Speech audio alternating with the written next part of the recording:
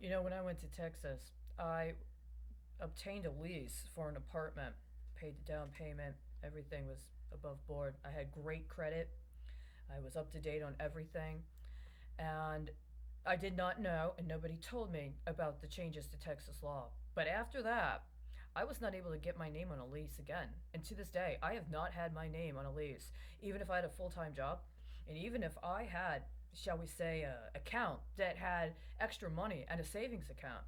Even when I paid first month's rent up front and a safety or security deposit, somehow there was always some excuse for not letting me get my own name on a lease. And then I went through this period of time where I was chronically homeless, and I was put on arrangements where I was not allowed to stay at somebody's house for more than a week. After a week, there was always some excuse. I'm sorry, we can't afford it. I'm sleeping on the couch. I'm barely here during the day. We can't afford you. And I'm sorry, you're going to have to go. It's happened for years. It's still happening, honestly, in a particular way, right? I mean, I'm in a strange situation where for the last 2 years I've been repeatedly harvested, and I think there's like some sort of exclusive access agreement that there's a particular individual who has his name on the lease, right? But he is administered as part of a trust regarding family members who never talk to me about anything directly. And literally nobody else talks to me. And the only thing I'm even able to have a conversation about is food. But not fresh foods and vegetables, by the way. And certainly not organic foods and vegetables, by the way, right? It's a very limited sort of food that I'm allowed to talk about or have talked about to me. It's been this way for 2 years, right? Let me ask you something. If you're somebody that was trying to qualify as a class, what and in what manner would you identify your class relative to considering me to be a part of it?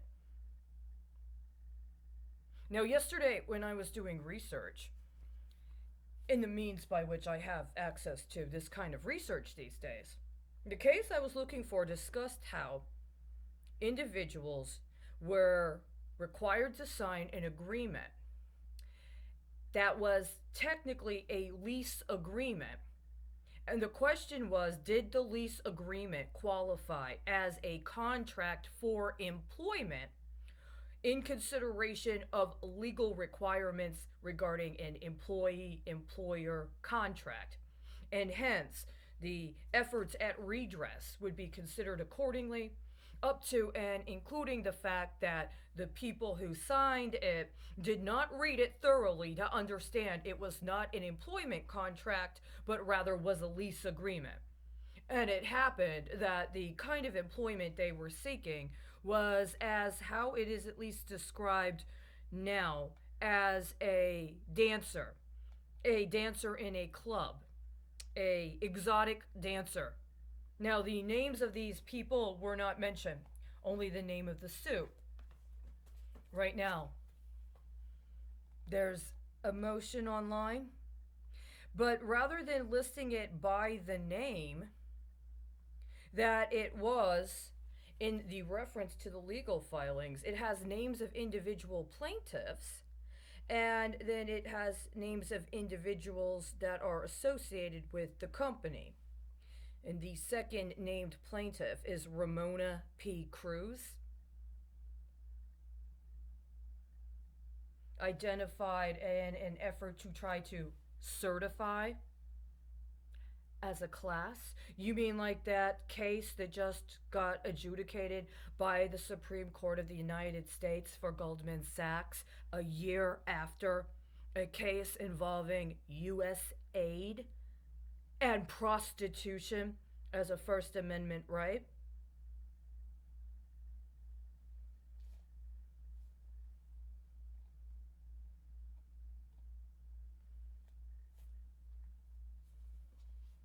Right now, they're discussing who is going to be responsible for the transition of the Kabul airport and other facilities, including airport facilities in Afghanistan.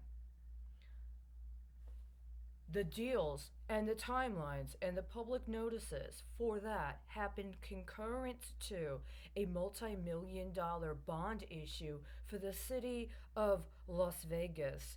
There's all sorts of public notices about claiming roadways for new construction. You mean service roads? Do you mean utility access on the public way?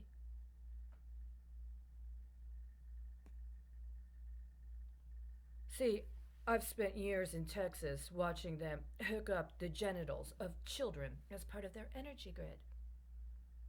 And we're all supposed to pretend we didn't know that's what happened.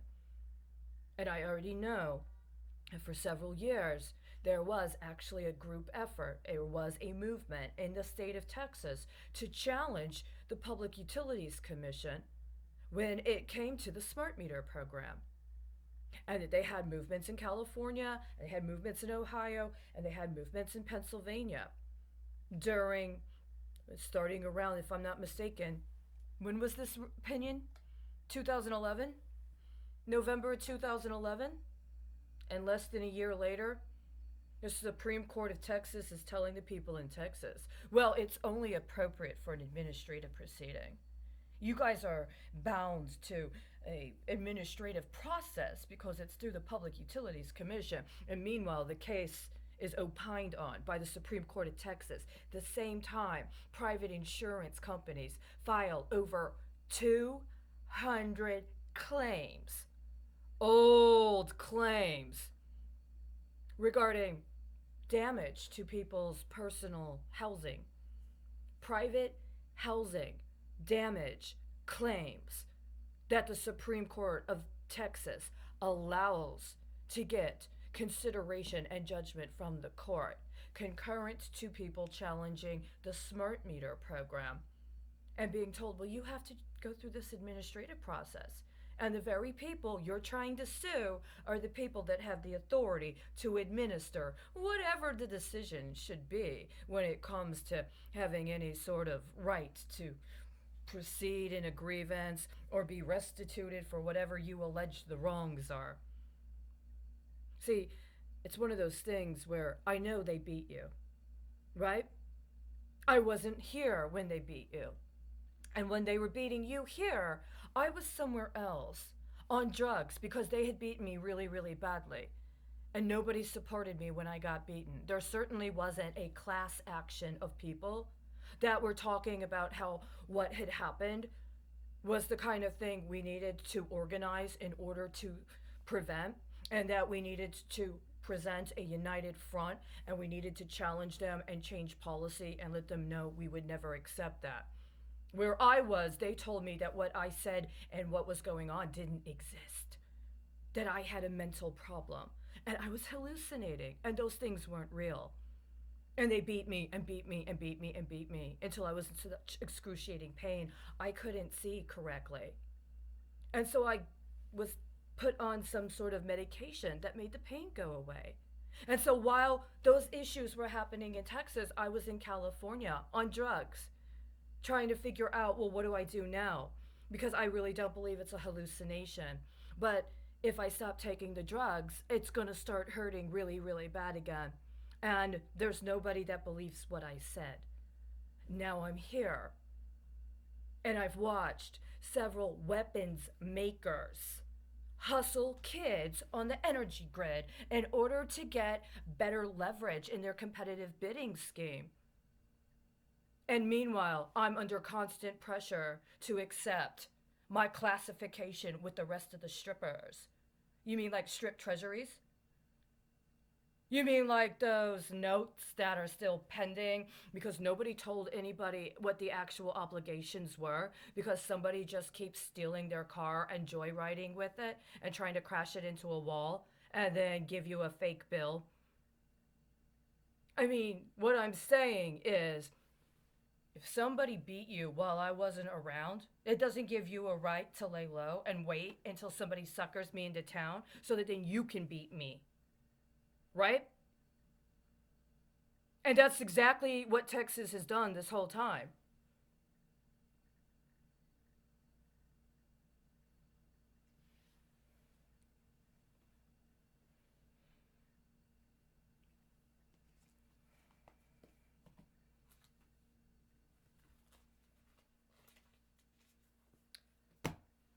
I need to be provided with monetary, actual money in order to assist me in relocating outside of the territorial boundaries of the alleged state of Texas.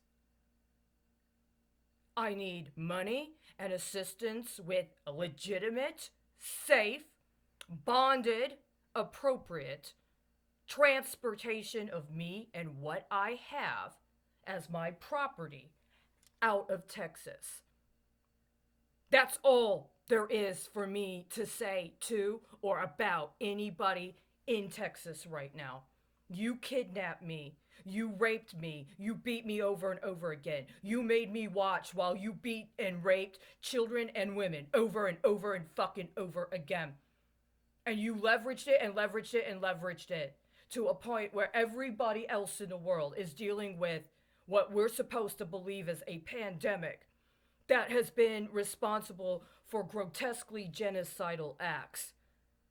And I cannot trust that anybody in Texas, up to, but especially including anybody that claims they're licensed to practice law, especially any law having to do with the gas and oil sector, I cannot trust that anybody is actually qualified to handle a actual constitutional consideration of the magnitude of these charges.